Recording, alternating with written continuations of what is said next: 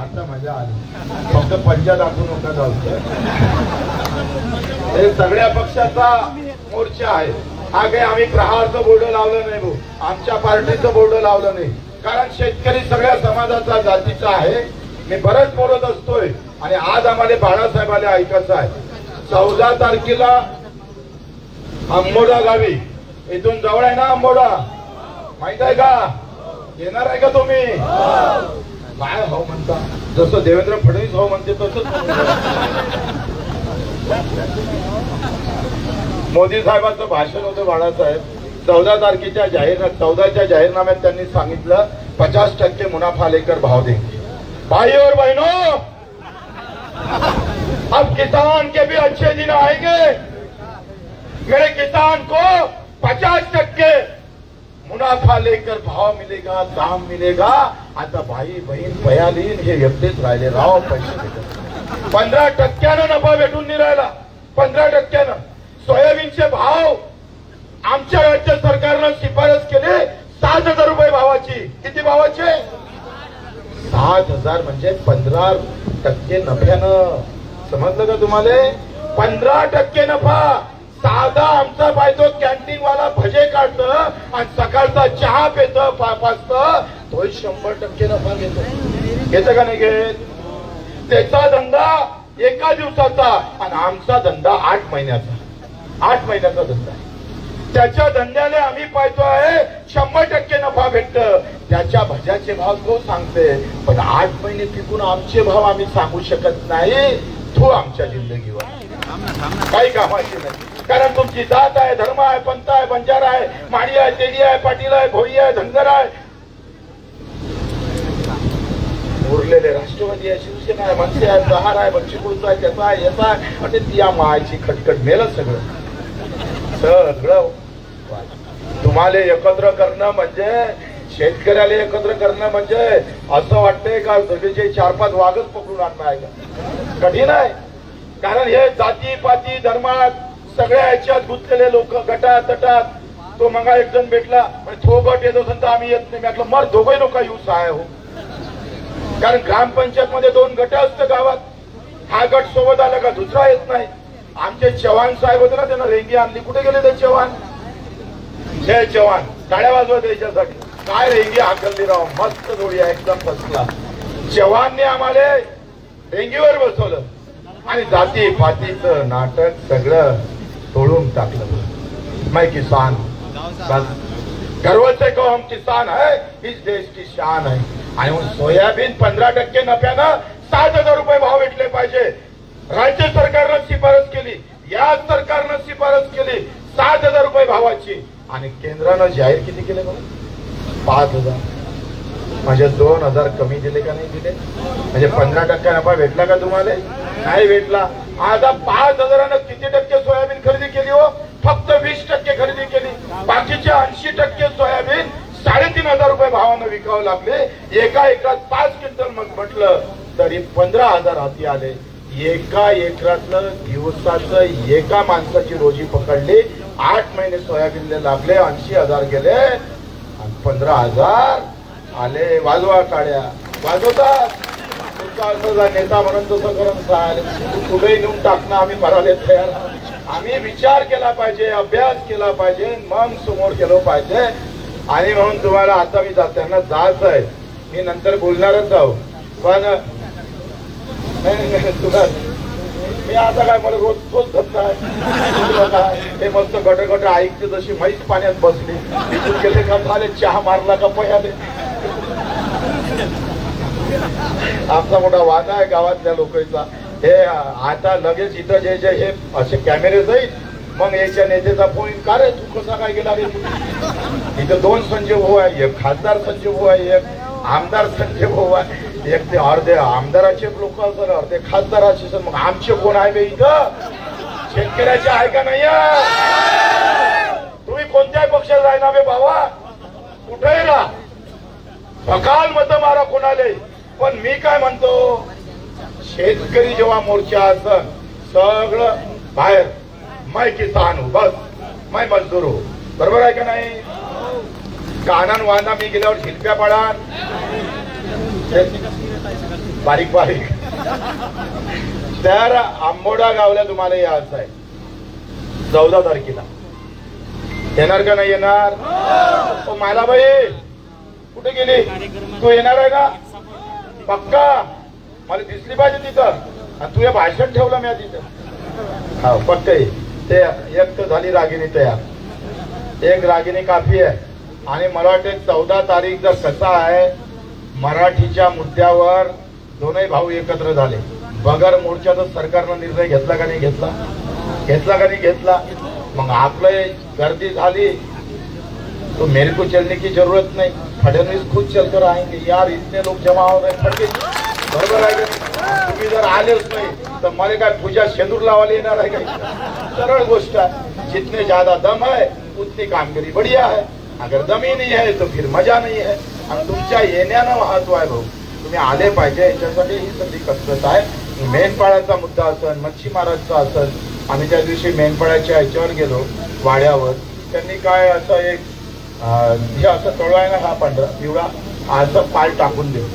त्याच्या पुढं पुरं जंगलात पाऊस घेऊन आयुष्य पाण्यात जातं. याची मागणी किती वर्षापासून आहे हो? का आम्हाला फक्त जून, जुलै, ऑगस्ट, सप्टेंबर हे 4 महिने जे पडीत जमीन आहे किंवा जे फॉरेस्टची जमीन आहे, जे कामात येत नाही ते चाराले द्या. नाही देत. मार इकडून तिकडे इतके वाक्य होते. मच्छीमाराचे तुम्हाला माहित आहे, सगळे मोठेच ठेकेदार आले. लहान मच्छीमार मरतोय रोज. गावागावात मच्छीमार असतात आणि त्यांचे वाक्य अतिशय वाईट आहे. मजुराचे ते झालं. ते आजी भेटली आम्हाला. म्हणजे तुम्ही शेतकऱ्याचंच बोलता, मजुराचं कोण बोला? जिथं जमीनही नाही आहे मजुरावर त्याचं पोट आहे. कारण जर शेतकरीच वांद्यात आहे तर मजूर कसा सुखात राहील? आणि शेतकरी नफ्यात आला तर मजूर नफ्यात येईल. शेतकरीच नफ्यात नाही आला तर मजूरही नफ्यात येणार नाही. गावात काय बाळाभाऊ दोन तुम्हाला माहित आहे, 2 समाज आहे. एक शेतकरी समाज आहे, दुसरा मजूर समाज आहे. त्याला भूमी नाही, काहीच नसतं त्याच्याजवळ. आणि मग अशी हे अतिशय गरीब कष्टकरी. आमचा दिव्यांग आहे, त्याला 2 पाय नाही, हात नाही, डोळे नाही. 1500 रुपयात भागते का? भागते. मग फडणवीस साहेबांना एवढं समजत नाही का? 1500 रुपयात भागत नाही. त्याला 6000 रुपये महिना केला पाहिजे. आणि 5 लाख नोकऱ्या अजून काळाच्या बाकी आहेत, त्या लवकर काढल्या पाहिजे युवकांसाठी. म्हणजे आमच्या गावातले 10-15 लागले म्हणजे तेवढंच जमत. बरोबर का नाही आहे? तुम्ही येणार आहे का नाही आहे? पक्का? इथं जमलं तर फारच चांगलं. नाहीतर 2 ऑक्टोबरले मुंबई दिवसाचं आहे. जनजमनतेनं. बरोबर आहे का नाही? धन्यवाद. जय हिंद महाराष्ट्र. एकदा पुन्हा बाळासाहेबांसाठी जोरदार टाळ्या उद्या. धन्यवाद.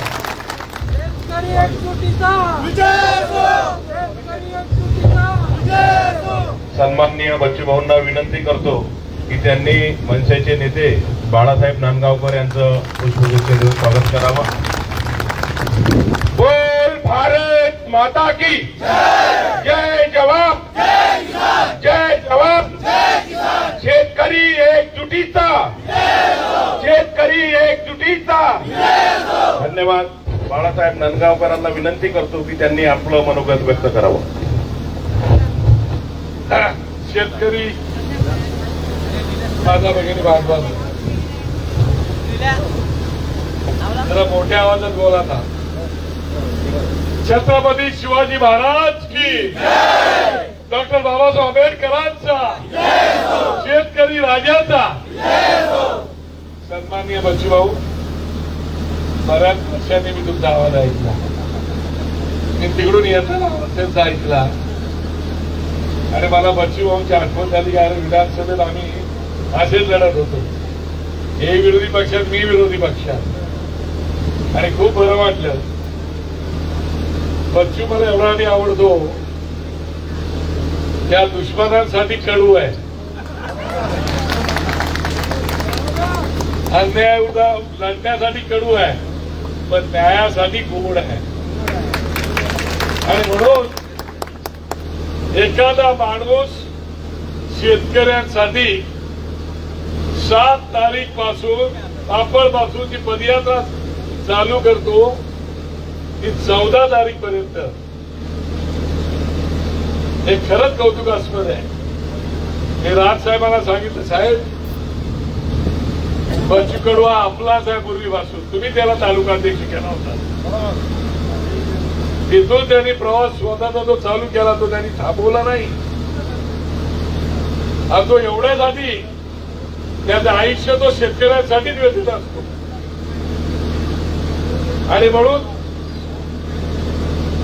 बच्चू कडूच्या या लढ्याला पाठिंबा देण्यासाठी मी मुद्दा मागतो. तुम्हाला कल्पना 5 तारखेला वळणीच्या डोममध्ये 2 बंधूंचं मिलन झालं. त्यानंतर आम्ही मीरा भाईंदरचा मोर्चा काढला. त्यानंतर काल किरण गावाचा आमचा मोर्चा झाला. आणि आज बच्चू भाऊची जी काय वारसाची एक शेतकऱ्याची माझी दिंडी आहे, ती स्वतःच्या न्याय हक्कासाठी आहे, प्रामाणिक हक्कासाठी आहे.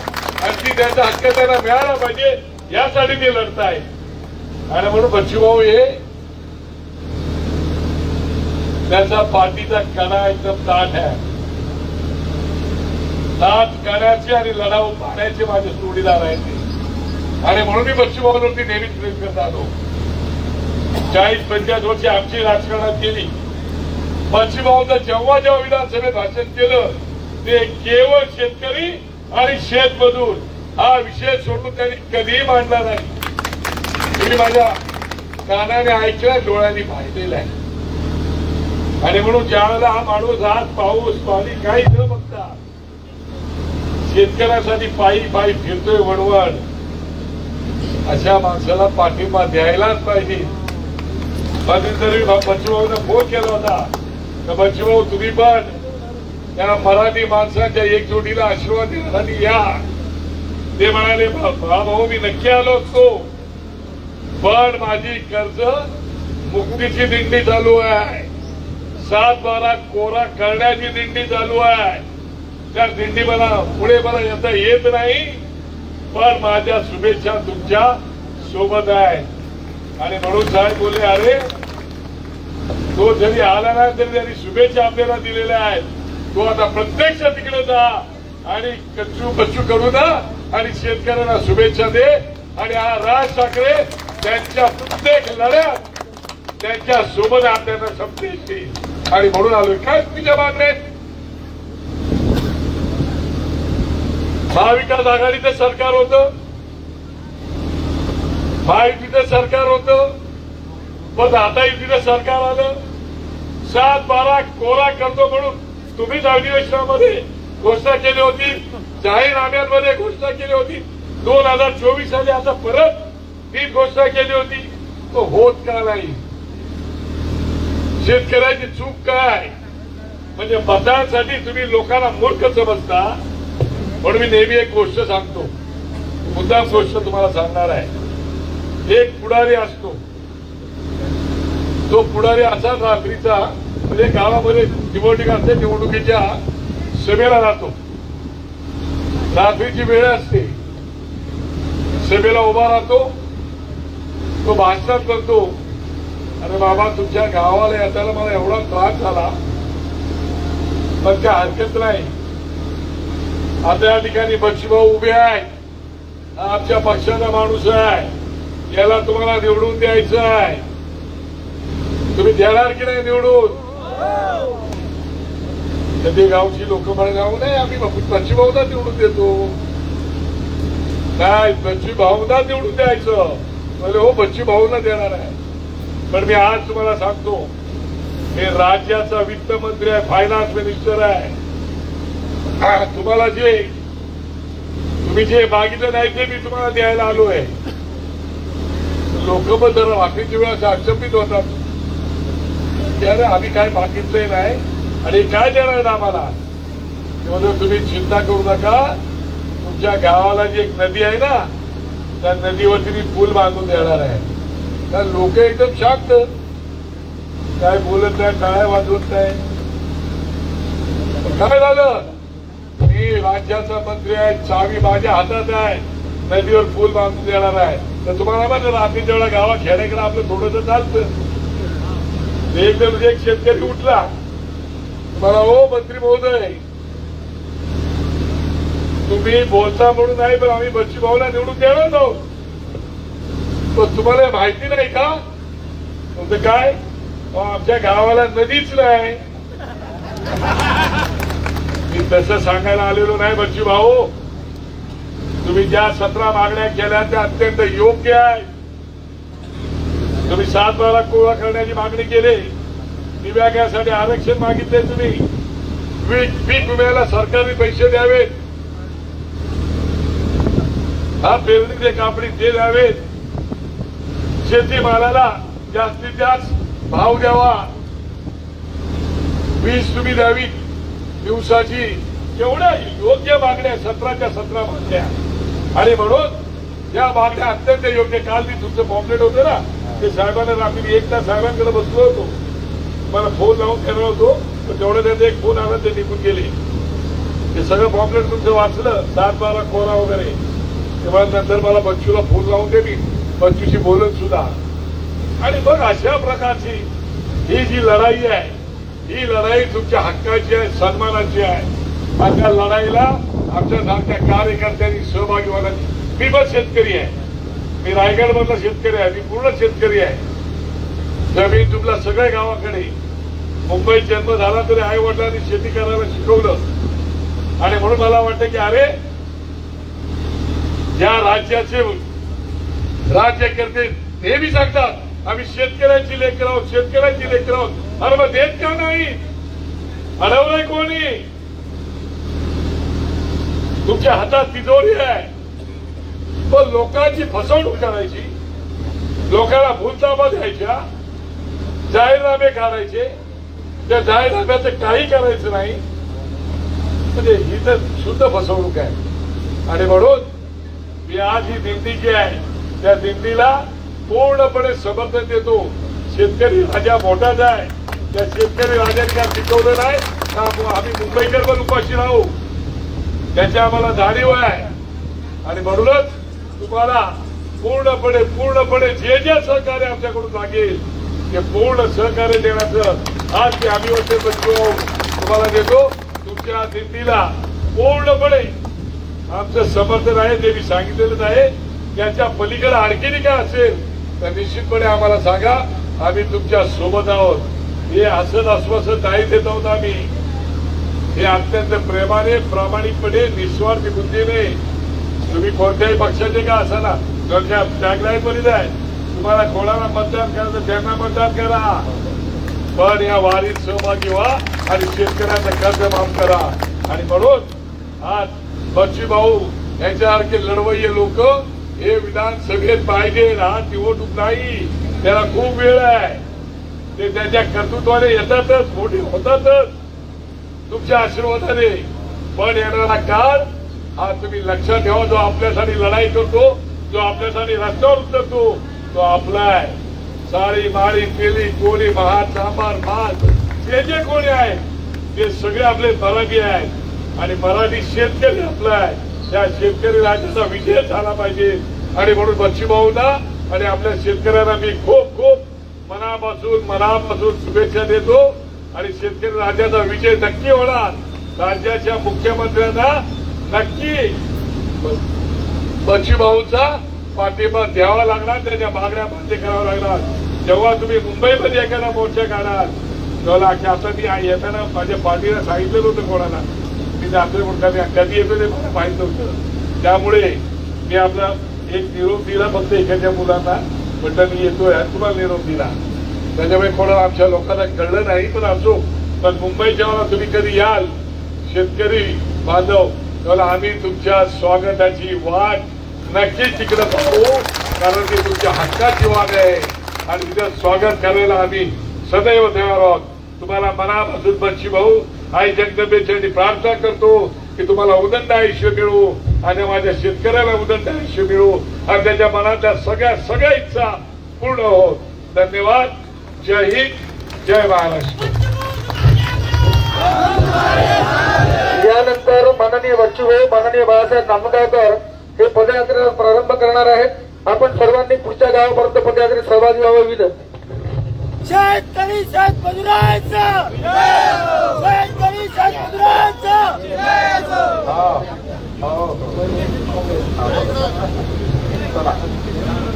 बोल जय सेवालाल जय धन्यवाद. येळकोट येळकोट.